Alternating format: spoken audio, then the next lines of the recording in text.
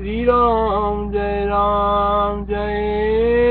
जय राम। श्री रामचंद्र जी ने कहा है ब्राह्मण, इसके बाद मुझसे कहिए कि जैसे प्रसिद्ध जगत की वस्तुओं में प्रत्येक में आपने अनेक जगत देखे, वैसे ही आपने साधारण अभ्यास से जिस महापीठ को देखा उसके विविध प्रदेशों के भीतर भी आपने कहीं जगत देखा या नहीं। मंडल शब्द प्रदेश था बात गए। हे ब्राह्मण, इसके बाद मुझसे ये कहिए कि जैसे प्रसिद्ध जगत को, जगत की वस्तुओं में प्रत्येक में आपने अनेक जगत देखे, वैसे ही आपने साधारण धारणाभ्यास से जिस महापीठ को देखा उसके विविध प्रदेशों के भीतर भी आपने कहीं जगत देखा या नहीं। मंडल शब्द प्रदेश वेद सवाचक है। श्री राम वाचानंदनम बद ब्रह्मं जगन्ति भवता तदा भूमण्डलानां हृदये क्वचिदृष्टानि नैव वा। अनन्तरं बद ब्रह्मं जगन्ति भवता तदा भूमण्डलानां हृदये क्वचिदृष्टानि नैव वा। श्री वशिष्ठ जी ने कहा, पृथ्वी धारणा से परमात्मा की जागृत, पृथ्वी मंडल और स्वप्न, पृथ्वी मंडल समूह रूपन कर मैंने तत्त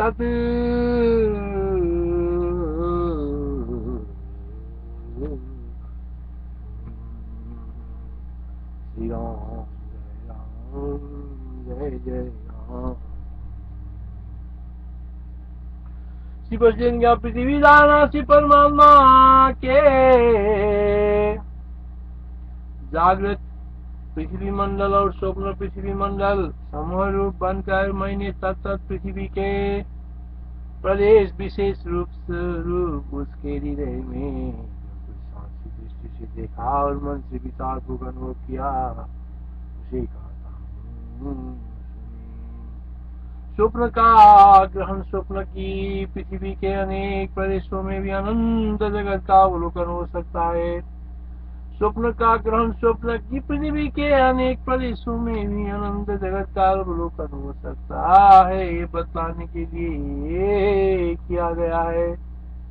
पृथ्वी धारण से परमात्मा के जागृत पृथ्वी मंडल और स्वप्न पृथ्वी मंडल समूह रूप बनकर मैंने तत्त पृथ्वी के प्रदेश विशेष रूप उसके हृदय में जो कुछ साक्षी दृष्टि से देखा और मन से विचार पूर्वक अनुभव किया, उसी कहता हूँ सुने। स्वप्न का ग्रहण, स्वप्न की पृथ्वी के अनेक प्रदेशों में भी अनंत जगत का अवलोकन हो सकता है, बताने के लिए किया गया है।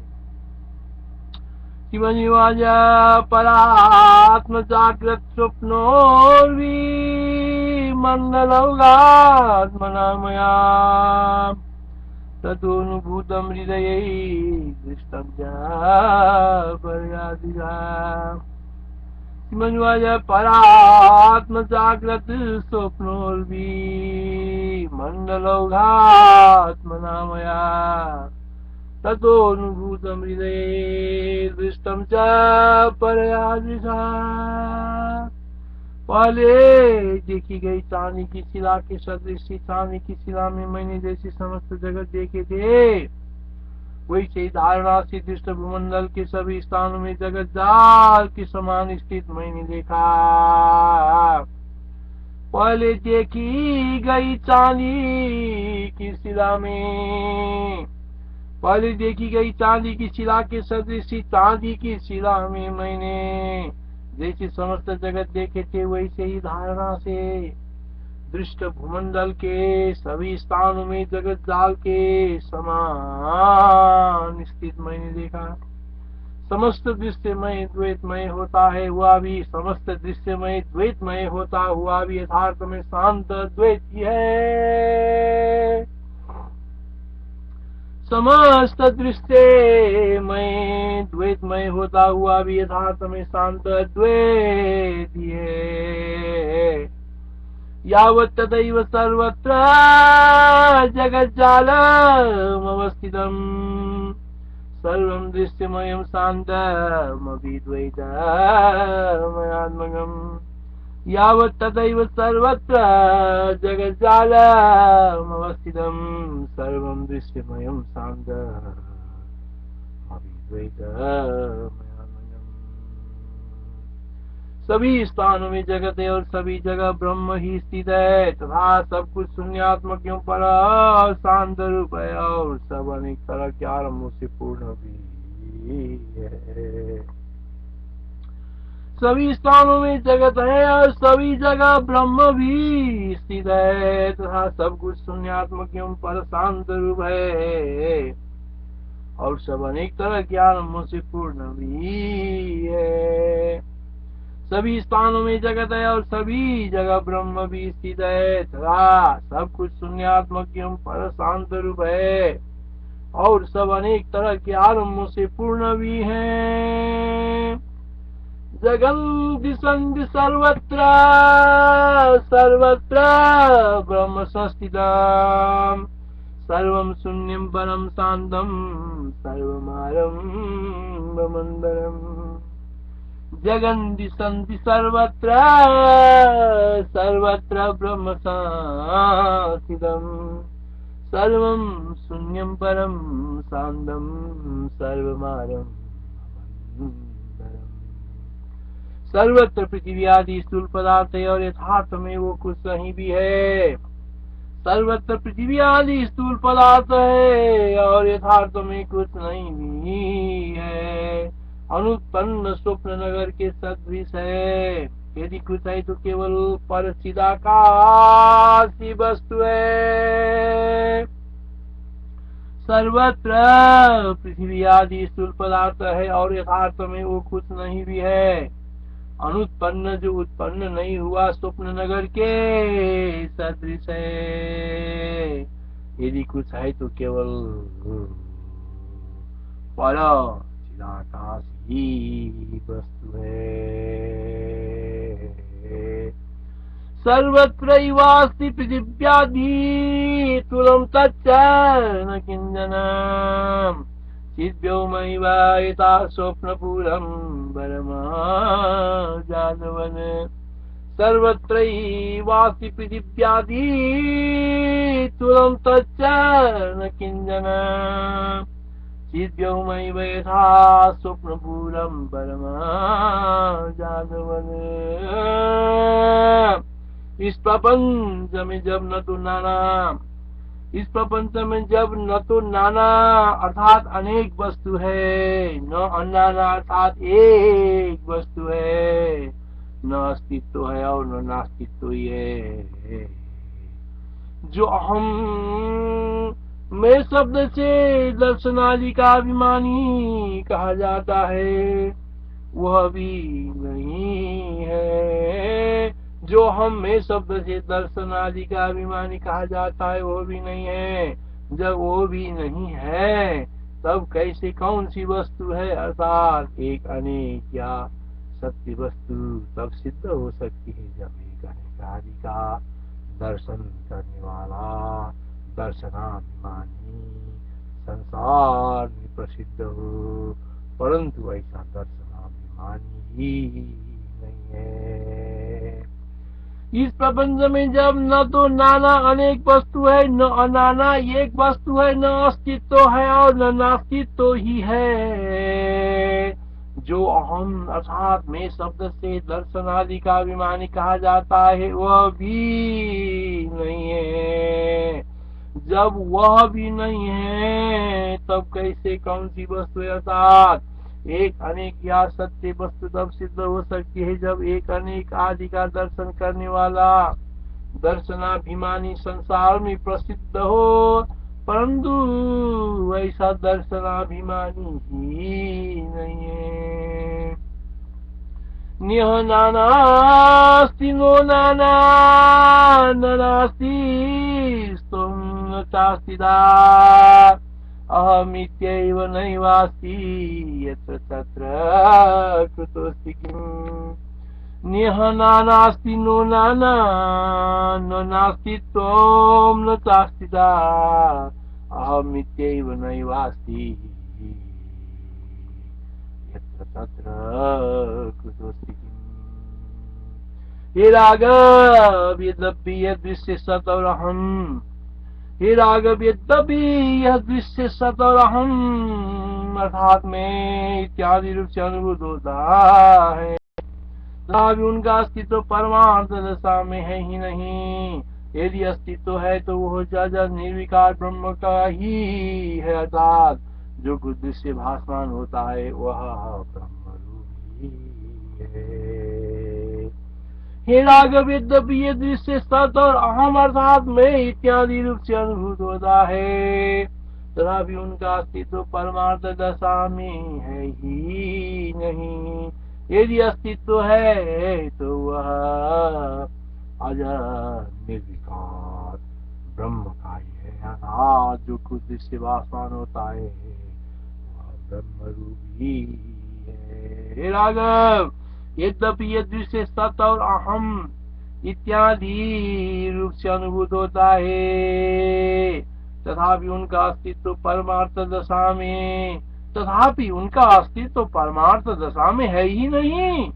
यदि अस्तित्व है तो वह अजर निर्विकार ब्रह्म का ही है अर्थात जो कुछ दृश्य भासमान होता है वो ब्रह्म रूप ही है। अनुभूतमपिदं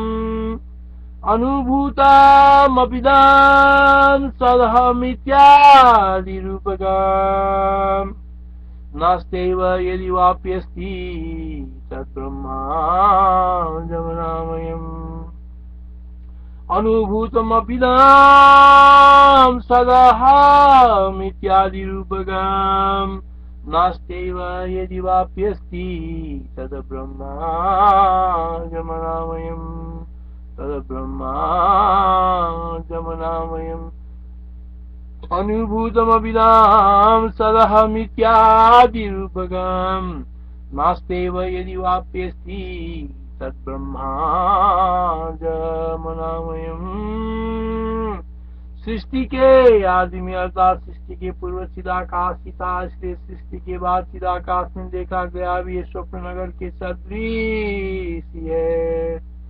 सृष्टि के आदि में अर्थात सृष्टि के पूर्व चिदाकाश था इसलिए सृष्टि के बाद चिदाकाश में देखा गया भी ये स्वप्न नगर के सदृश है। इसलिए उसमें अस्तित्व और नास्तित्व ही कैसे कहा किस हेतु से रह सकते हैं अर्थात जब दृश्यों में प्रतियोगी अस्तित्व का स्थान नहीं है तब अस्तित्व में के अभाव नास्तित्व का भी स्थान नहीं ही अनाज सिद्ध हो जाता है। सृष्टि के आदि में अंदर सृष्टि के पूर्व चिदाकाश था इसलिए सृष्टि के बाद चिदाकाश में देखा गया भी वो स्वप्न नगर के सदृश ही है। इसलिए उसमें अस्तित्व और नास्तित्व ही कैसे कहा किस हेतु से रह सकते हैं अर्थात जब दृश्यों में प्रतियोगी अस्तित्व का स्थान नहीं है जब दृश्यों में प्रतियोगी अस्तित्व का स्थान नहीं है तब अस्तित्व के अभाव नास्तित्व का भी स्थान जहाँ तब अस्तित्व के अभाव में नास्तित्व का भी स्थान नहीं है ये अनायास सिद्ध हो जाता है। सृष्टि की आदि में अर्थात सृष्टि के पूर्व चिदाकाश ही था इसलिए सृष्टि के बाद चिदाकाश में देखा गया भी ये स्वप्न नगर के सदृश ही है। इसलिए उसमें अस्तित्व और नास्तित्व ही कैसे कहा किस हेतु से रह सकते हैं अर्थात जब दृश्यों में प्रतियोगी अस्तित्व का स्थान नहीं है तब अस्तित्व के अभाव नास्तित्व का भी अभाव नास्तित्व का भी स्थान नहीं है तब अस्तित्व के अभाव में नास्तित्व का भी स्थान नहीं है ये सिद्ध हो जाता है। ये स्वप्नपुर में वेदम सर्गादामेव चिन्नवा अस्तिता नास्तिते तत्र किदृशे को कुतः स्थिते ये स्वप्नपूरमेवेदं सर्गादावेव चिन्नवस्थिता नास्ति ते तत्र कीदृशे को कुदाचिते। जल धारण से जल रूप बनकर वैसे ही जल जगत देखा, जैसे मैंने पृथ्वी दृश्य धारण से पृथ्वी रूप बनकर पूर्वोक्त जगत देखे। जल धारण से जल रूप बनकर वैसे ही जल जगत देखा, जैसे मैंने दृश्य पृथ्वी धारण से पृथ्वी रूप बनकर पूर्वोक्त जगत देखे। इराम पृथिवास्तानि जगन्ते निरूपते रामयागलीभूय दृष्टं तात्वीशमेव तद्। हे राघव, मैं यद्यपि चेतन रूपी हूँ, फिर भी मैं जल धारण से जल रूप के समान बन गया। अनंतर जल रूप होकर मैंने समुद्र रूपी मंदिरों के भीतर दीर्घ काल तक गुट गुट शब्द किया।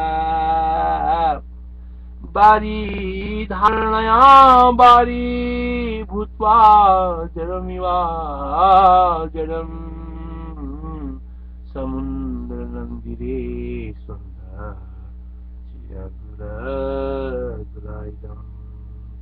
ठीक ही मैं तीन वृक्षे लदाख गुल्म बल्ली आदि के मंथनों में मंद गति से छिपे छिपे वैसे ही चढ़ गया। ठीक ही मैं तीन वृक्षे लदाख गुल्म बल्ली आदि के दंतलों में मंद गति से छिपे छिपे वैसे ही चढ़ गया, जैसे आपसे अंगों में जू आदि नजर बचाकर मंद गति से चढ़ जाती है। तीर्ण वृक्ष लदाख गुल्म बल्लिनां संबनारिषु मितबला चितमारुरम तवांगे सुवयुकया। सूक्ष्म तंतु के आकार के एक छोटे कीड़े को कातर को करना ही कहते हैं। सूक्ष्म तंतु के आकार के एक छोटे कीड़े को कातर को करना ही कहते हैं। वो जैसे मंद गर्जी छिपी छिपी लाकर कान में घुस जाता है, बस ठीक उस कीड़े के सदृश मैंने अत्यंत मृदु गति से छिपे उन तीन वृक्ष आदि के बनों में अत्यंत मृदु गति से छिपे उन तीन वृक्ष आदि के बनों में चिनादि की वो दो स्थिति के सदृश वो दो स्थिति की तथा उनके पोरों के और छिद्रों में कोमल बड़े आकार वाली गेटुड़ी सी रचना भी। सर्वतानोपमा स्तंभे तच्चे देवरयोपमा मिद्वया करना ही गत्यैव रचना प्रगिनो नरे। लताओं और तमाम ताल आदि पेड़ों के पल्लवों तथा फलों में रस रूप से विश्रांत कर काल से पुष्ट उन पत्ते आदि के आकारों के द्वारा भी शिरा आदि रेखाओं की रचना भी मैंने की।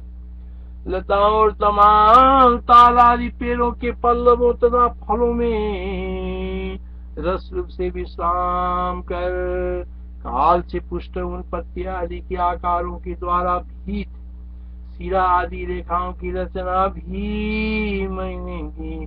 लताओं और तमाम ताल आदि पेड़ों के पल्लवों तथा फलों में रस रूप से विश्राम कर काल से पुष्ट उन पत्ते आदि के आकारों के द्वारा भी शिरा आदि रेखाओं की रचना भी मैंने की। बल्ली तमाल ताल आदि पल्लवेषु फकेषु फकेषु च विश्रम में पुष्टया कृत्या रेखा विरचलम गिदम। जीवों की देहों में जलपान के समय मुख्य द्वारा हृदय में प्रवेश कर बसंत आदि ऋतुओं के कारण होने वाली विषमता एवं लेने वाली मैंने कही बात। जीवों के देहों में जलपान के समय मुख्य द्वारा हृदय में प्रवेश कर बसंत आदि ऋतुओं के कारण होने वाली विषमता एवं लेने वाले मैंने कही बात पितर फल रूप धातुओं को धारण किया, कभी उन्हें कुपित किया, कुछ को 10 राग में से पता डाला, इन्हीं को खंडित किया। जीवों के देहों में जलपान के समय मुख्य द्वारा हृदय में प्रवेश कर बसंत आदि ऋतुओं के कारण होने वाली विषमता एवं लेने वाले मैंने विषमता एवं लेने वाले मैंने कहीं बात पित्त और हल्लू धातुओं की धारणा किया, कभी उन्हें कुपित किया, उसको जठराग्नि से पका डाला, किन्हीं को खंडित किया, मुखेन विस्तृतये मृदु वैधुर्य धारिणा हरिता विदुरिता भुक्ता लुना देह सुधातमा। थकावट का अनुभव न करने वाली हिमकंड का रूप धारण किए हुए मैंने एक ही समय में समस्त दिशाओं में संपूर्ण पल्लव रूपी सैयाओं पर शयन भी किया। थकावट का अनुभव न करने वाले हिमकंड का रूप धारण किए हुए मैंने एक ही समय में समस्त दिशाओं में संपूर्ण पल्लव रूपी सैयाओं पर शयन भी किया। थकावट का अनुभव न करने वाले हिमकंड का रूप धारण किए हुए मैं एक ही समय में समस्त दिशाओं में संपूर्ण पल्लव रूपी सैयाओं पर शयन भी किया। सुष्ठम पल्लव तल्पेषु प्रादेयाकरूपिणा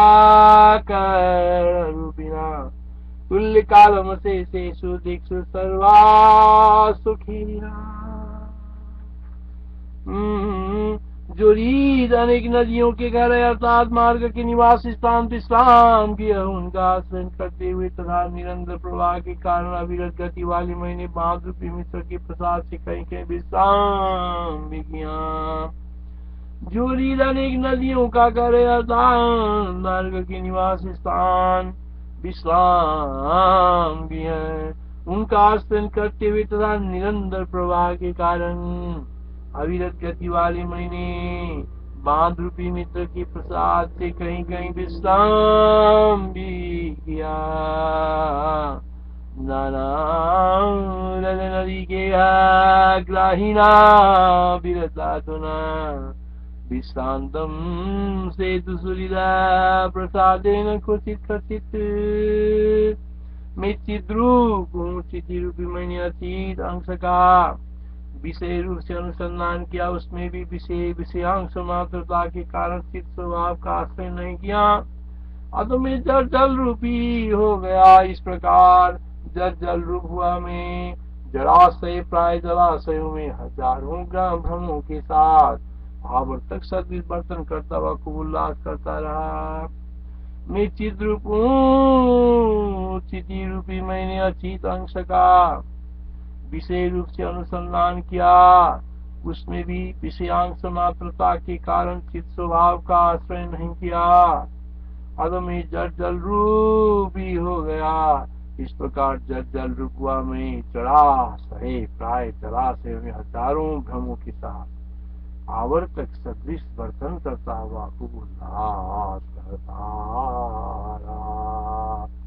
मैं चित रूप हूँ, चिति रूपी मैंने अचित अंश का अर्थात विषय रूप से अनुसंधान किया, उसमें भी विषयांश मात्रता के कारण चित स्वभाव का आश्रय नहीं किया, तो मैं जल जल रूप ही हो गया।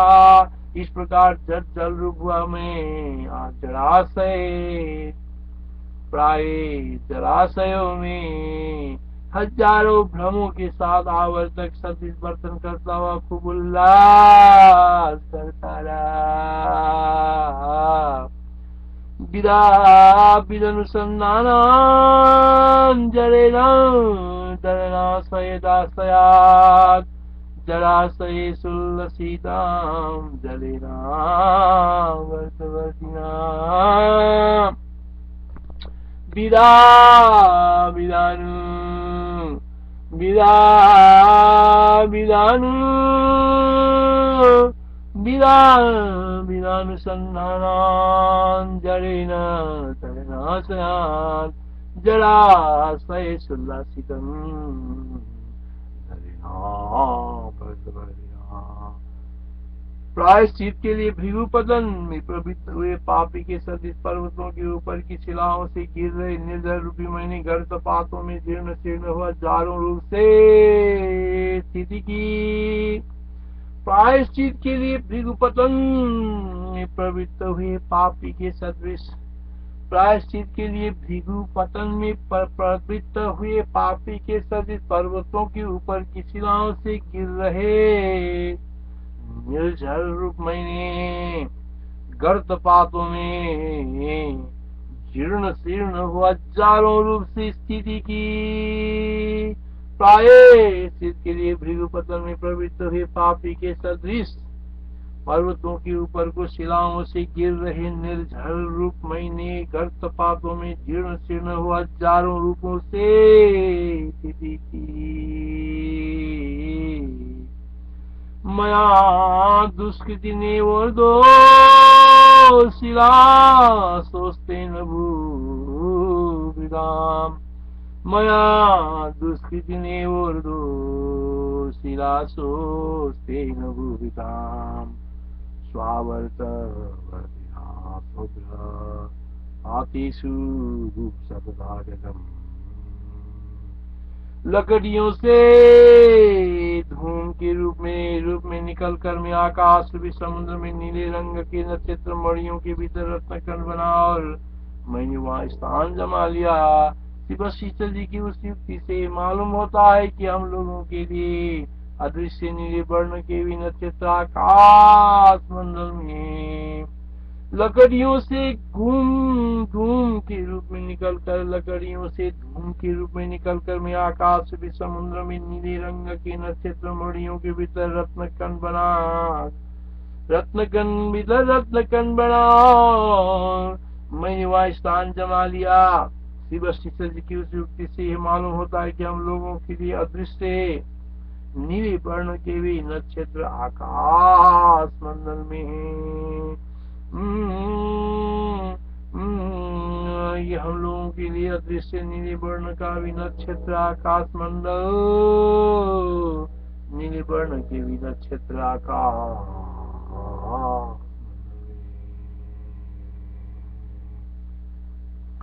लकड़ियों से धूम के रूप में निकलकर आकाश भी समुद्र में नीले रंग के नक्षत्र मणियों के भीतर रत्नकण बना और मैंने यह स्थान जमा लिया। इस युक्ति से मालूम होता है कि हम लोगों के लिए अदृश्य नील वर्ण के भी नक्षत्र आकाश मंडल में है। धूम्र रूपे निर्गते दारुभ्यो गगनाणवे कनरत्नेन निगर्च्य मन्यन्तर्वर्तिनाधिदम् काटी हुई इंद्र नीलमणि के सदृश नील वर्ण वाले भगवान विष्णु लक्ष्मी जी के सात शेष नाग के अंगों पर जैसे विश्राम करते हैं वैसा ही मेघों की पीठ पर नील वर्ण वाले मैंने भी विद्युत रूपी वनिता के साथ विश्राम किया। काटी हुई इंद्र नीलमणि के सदृश नील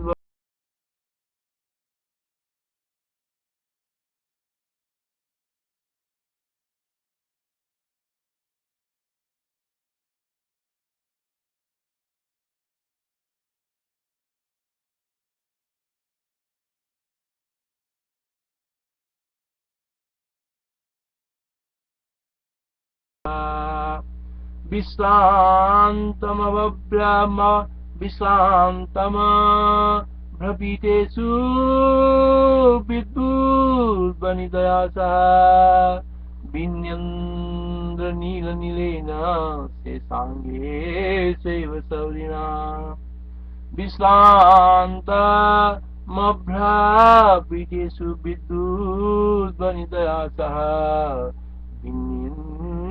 नीलेन शेषांगे शैव सौरिणा।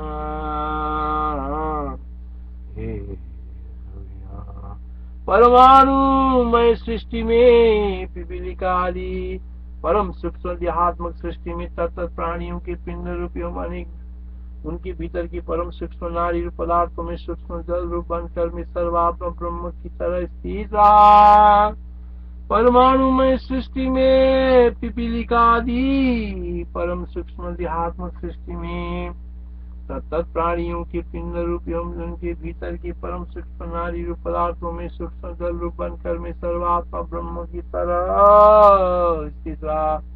परमाणुमय सृष्टि में पिपीलिका आदि परम सूक्ष्म अध्यात्म सृष्टि में तत्त प्राणियों के पिंड रूप एवं उनके भीतर की परम सूक्ष्म नारी रूप पदार्थों में सूक्ष्म जल रूप बनकर मैं सर्वात्म ब्रह्म की तरह स्थित परमाणुमय सृष्टि में पिपीलिका आदि परम सूक्ष्म व्यात्मक सृष्टि में तत्त प्राणियों के पिंड रूप एवं उनके भीतर की परम सूक्ष्म नारी रूप पदार्थ में सूक्ष्म जल रूप बनकर मैं सर्वात्म ब्रह्म की तरह स्थित रहा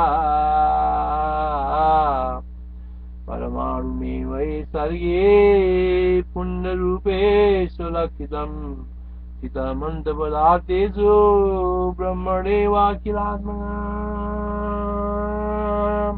मैं मधुर रस रूप भी तो बन गया था रस रूप बनकर मैंने जीवा रूपी अणुओं के साथ संसर्ग प्राप्त किया संसर्ग प्राप्त कर रसास्वाद रूपी उनकी वो उत्तम अनुभूति की जिसे मैं देह को नहीं मानता किंतु केवल ज्ञान रूप आत्मा की मानता हूँ अर्थात वो अनुभूति विषयानंद के आकार में आविर्भूत आत्मा का स्वरूप है मैं मानता हूँ मैं मधुर रस रूप भी तो बन गया था रस बनकर मैंने जीवा रूपी अणुओं के साथ संसर्ग प्राप्त किया मैं मधुर रस रूप भी तो बन गया था रस रूप बनकर मैंने जीवा रूपी अणुओं के साथ संसर्ग प्राप्त किया संसर्ग प्राप्त कर रसास्वाद रूपी उनकी वो उत्तम अनुभूति की जिसे मैं देह की नहीं मानता किंतु केवल ज्ञान रूपी आत्मा की मानता हूँ अर्थात वो अनुभूति विषयानंद के आकार में आविर्भूत आत्मा का स्वरूप है मैं मानता हूँ मैं मधुर रस रूप भी तो बन गया था रस रूप बनकर मैं जीवा रूपी अणुओं के साथ संसर्ग प्राप्त किया संसर्ग प्राप्त कर रसास्वाद रूपी उनकी वो उत्तम अनुभूति की जिसे मैं देह की नहीं मानता किंतु केवल ज्ञान रूप आत्मा की मानता हूँ अर्थात वो अनुभूति विषयानंद के आकार में आविर्भूत आत्मा का स्वरूप मैं मानता हूँ प्राप्ते जीवाणु संगम अनुभूति की उत्तमा यामात्मनु न देह से मन्ये ज्ञान से केवलम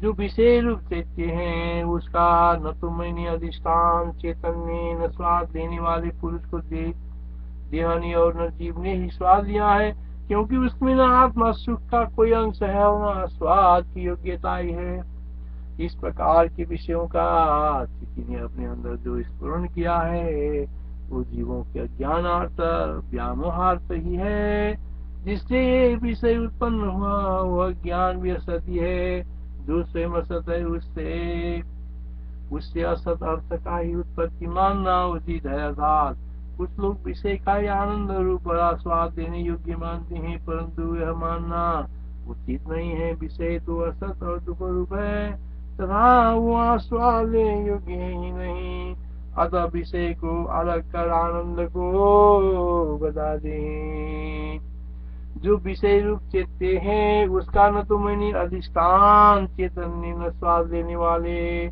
पुरुष की देहानी और न जीव ने ही स्वाद लिया है क्योंकि उसमें न आत्मा सुख का कोई अंश है और न स्वाद की योग्यता ही है इस प्रकार के विषयों का स्थिति ने अपने अंदर जो स्फुरण किया है वो जीवों के अज्ञान अर्थ व्यामोहार्थ ही है जिससे वो विषय उत्पन्न हुआ वो अज्ञान भी असत ही है जो स्वयं असत है उससे असत अर्थ का उत्पत्ति मानना उचित है अर्थात कुछ लोग विषय को आनंद रूप और आस्वाद देने योग्य मानते हैं परंतु ये मानना उचित नहीं है विषय तो असत और दुख रूप है तथा वो आस्वाद देने योग्य ही नहीं अतः विषय को अलग कर आनंद को बताते हैं न मया न तदेहिना नान्येना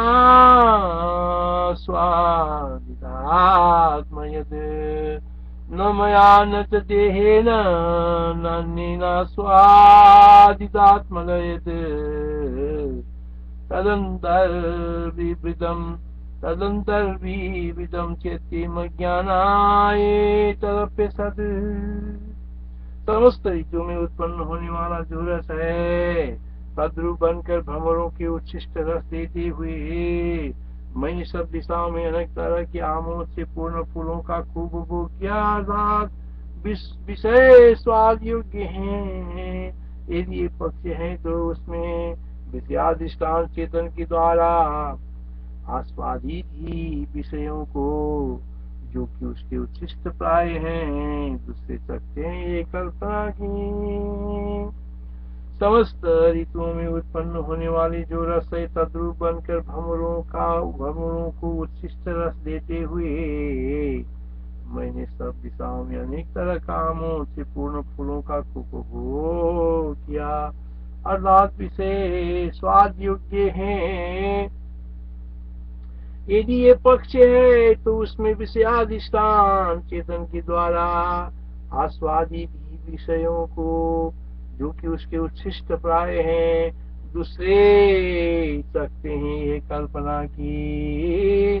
समस्त ऋतु में उत्पन्न होने वाले जो रस है, तद्रूप बनकर भंवरों को उच्छिष्ट रस देते हुए मैंने सब दिशाओं में अनेक तरह का आमोद से पूर्ण फूलों का खूब उपभोग किया, अर्थात विशेष स्वाद योग्य है। यदि ये पक्ष हैं तो उसमें विषयाधिष्ठान चेतन के द्वारा स्वादित ही विषयों को, जो कि उसके उच्छिष्ट प्राय है, दूसरे सकते हैं यही कल्पना की। सर्वतु रसरूपेण नानामोदानि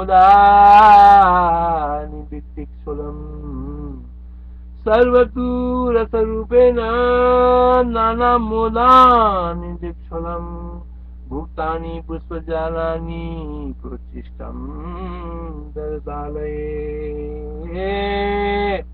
यद्यपि मैं यथार्थ में अजर रूपी हूँ, फिर भी कल्पना बस जल रूप होकर मैंने 14 प्रकार के प्राणियों के अंगों की संधियों में चेतन की तरह निवास किया। चतुर्दश प्रकाराणां भूतानां अंग संधिषु उषितं चेतनेनैव जलेनाप्ये जडात्मना। मैंने जल कण का रूप धारण किया था, उस रूप को धारण कर मैंने पवन रूपी रथ पर चढ़कर निर्मल आकाश के मार्ग में आमोद के सदृश अन्नाल्लाद और विहार किया। मैंने जल कण के रूप धारण किया था, उस रूप को धारण कर मैंने पवन रूपी रथ पर चढ़कर निर्मल आकाश के मार्ग में आमोद के सदृश अनाहलाद और विहार किया। शिखरोत्कर रूपेण रथमारुह्य मारुतम् आमोदेनैव विहितं विमलाव्योममितिजु। जल की धारणा काल में भी मैंने प्रत्येक परमाणु के कण में पूर्ण रूप से यथास्थित इस जगत को देखा, अर्थात वहां भी परमाणु तक की सभी वस्तु में सर्वत्र चांदी की शिला की सदृश सृष्टियों का मैंने अनुभव किया। जल की धारणा काल में भी मैंने प्रत्येक परमाणु के कण में पूर्ण रूप से स्थित इस जगत को देखा, अर्थात वहां भी परमाणु तक की सभी वस्तुओं में सर्वत्र चांदी की शिला के सदृश सृष्टियों का मैंने अनुभव किया। राम तस्यामवस्थायां परमाणु कणं प्रति अनुभूतमशेषेण यथा स्थितमिदं जगत्। एकमात्र जल को विषय करने वाली एक रूप जल धारणा से स्वयं अदर होता हुआ भी जल सा बनकर तथा सब पदार्थों के भीतर ज्ञाता रूप होता हुआ मैं अज्ञात रूप से स्थित रहा। एकमात्र जल को विषय करने वाली एक रूप उस जल धारणा से स्वयं अजड़ होता हुआ भी जड़ जल सा बनकर तथा सब पदार्थों के भीतर ज्ञाता रूप होता हुआ मैं अज्ञात निजला। एकमात्र जल को विषय करने वाली एक रूप उस जल धारणा से स्वयं अजड़ होता हुआ भी जड़ जल सा बनकर तथा सब पदार्थों के भीतर ज्ञात आरोप होता हुआ मैं अज्ञात रूप से स्थित रहा। अदधीन जडेनेव समया जालयातया अंत सर्व पदार्थानां ज्ञातात्रा ज्ञातेन संस्थितम्। वहाँ केले के दल के सदृश भीतर और उसके भी भीतर उत्पन्न लाखों जगत तथा सैकड़ों नाश एवं उत्पाद मैंने देखे। प्रत्येक वस्तु के अंदर जो जगत देखा उनके भी भीतर के प्रत्येक पदार्थ में वैसे अन्य अन्य अव्यवस्थित जगत भीतर भीतर मैंने देखा। वहाँ केले के दल के सदृश भीतर उसके भी भीतर उत्पन्न लाखों जगत तथा सैकड़ों नाश एवं उत्पाद मैंने देखे। प्रत्येक वस्तु के अंदर जो जगत देखा उनके भी भीतर के प्रत्येक पदार्थ में वैसे अन्य अन्य अव्यवस्थित जगत भीतर भीतर मैंने देखा। जगतां तत्र लक्ष्यानि नाशोत्पात सदा निज मया दृष्टानि रूढ़ानि कदलीदल पीठवत्। इस प्रकार से जगत हो चाहे न हो, साकार हो चाहे न हो, साकार हो चाहे निराकार हो, सभी अवस्थाओं में सब केवल स्थिति रूप आकाश ही है। ये प्रसिद्ध आकाश में सब केवल प्रसिद्ध आकाश से अधिक निर्मल है, अर्थात यद्यपि अधिष्ठान स्थिति कल्पित अनंत जगतों से व्याप्त है तथा उसमें किसी तरह की भी मलिनता नहीं है। इस प्रकार से जगत हो चाहे न हो, साकार हो चाहे न हो, साकार हो चाहे निराकार हो, सभी अवस्थाओं में केवल स्थिति रूप आकाश ही है। ये प्रसिद्ध आकाश से अधिक निर्मल है, अर्थात यद्यपि अधिष्ठान स्थिति कल्पित अनंत जगतों से यद्यपि अधिष्ठान स्थिति कल्पित अनंत जगतों से व्याप्त है तथापि उसमें किसी तरह की भी मलिनता नहीं है। एवं जगच्चा जगद्वा साकारं वा निराकृति चिन्मात्र गगनम सर्वमाकाशाधिक निर्मलम। आप कुछ नहीं है, अर्थात न आपकी तीन अवस्थाएं हैं और न देह इंद्रिय आदि ही है, न ये कुछ है, अर्थात न आकाश आदि बाहरी प्रपंच ही है, किंतु परम विशुद्ध बोधि जगत के रूप से भासमान होता है। उस शोधित तत्व पदार्थ रूप बोध भी वास्तव में कुछ नहीं है, अर्थात न तो वह दृश्य स्वभाव है, न दृश्य स्वभाव है और न अदृश्य शून्य स्वभाव है, किंतु अखंड का स्वरूप है, वही आप है। इसलिए आप उक्त आत्मा रूप बनकर उत्तर उत्तर विकास प्राप्त करने अर्थात राम जी द्वारा देखी जाने वाले जगत में भी उक्त न्याय को लगाते हुए सबके अधिष्ठान शुद्ध चिन्मात्र वस्तु में श्री राम जी की प्रतिष्ठा कराते हैं। आप कुछ नहीं है, अर्थात न आपकी तीन अवस्थाएं हैं और न देह इंद्रिय आदि है आदि ही है, न ये कुछ है, अर्थात न आकाश आदि बाहरी प्रपंच ही है, किंतु परम विशुद्ध बोध ही इस जगत के रूप में भासमान होता है। उस शोधित तत्व पदार्थ रूप बोध भी वास्तव में कुछ नहीं है, अर्थात न तो वो दृश्य स्वभाव है, न अदृश्य स्वभाव है और न अदृश्य शून्य स्वभाव है, किंतु अखंडाकाश रूप है, वही आप है। इसलिए आप उक्त आत्मा रूप बनकर उत्तर उत्तर विकास प्राप्त कर लें, अर्थात राम जी द्वारा देखे जाने वाले जगत में भी उक्त न्याय को लगाते हुए सबके अधिष्ठान शुद्ध चिन्मात्र वस्तु श्री राम जी को प्रतिष्ठा कराते हैं। न किंचन त्वं न किंचनीदम् शुद्ध परो बोधइदं विवादी सचापि नो किंचन नापि शून्ये महाकाशमेवासु इत्यासे वशिष्ठ महारामायणे वाल्मीकि देवदूतोक्ति मुक्तिवा निर्वाण प्रकरण उत्तरार्धे पाषाणोपाख्याने जगत वर्णम नाव नवतिदं सर्ग हरि ओम तत्सत्। श्री राम जय